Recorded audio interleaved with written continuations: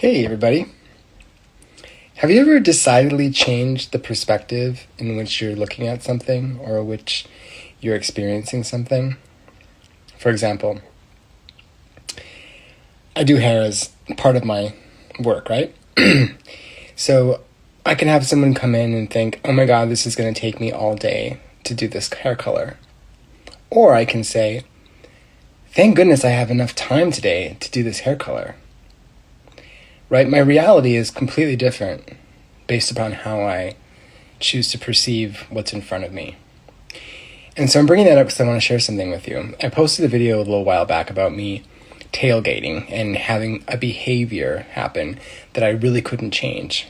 And that I said I would sit with it and see what I could do about it, right? Because I didn't want to be doing that anymore. It wasn't good for me. And so it took a little while, but I started looking at all the different ways in which I could look at what it meant to be tailgating someone, right? Like, I could be frustrated about the fact that they're not moving fast enough. I could be annoyed that they won't pull over. I could make up a story about it being someone who just was wanting to go slow or was a tourist and didn't know what they were doing. But I also could look at it as me making someone scared. Me causing someone to feel fear. Me making someone uncomfortable. And it took me a while to get here.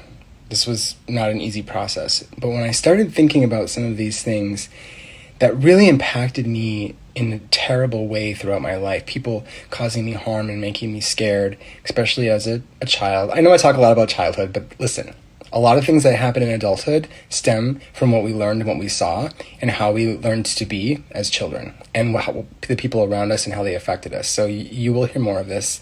I'm very focused on this. And so I started to think about the potential fear that I was causing this driver in front of me, regardless of who it was, right? Because what was happening is I was dehumanizing the person in the car. I was acting like they were just a number and that it was a vehicle and not a person. And that's a problem. It's a problem for a lot of reasons, which I don't have time to get into. But when I started thinking about the fact that I could be scaring this person, I instantly became uncomfortable.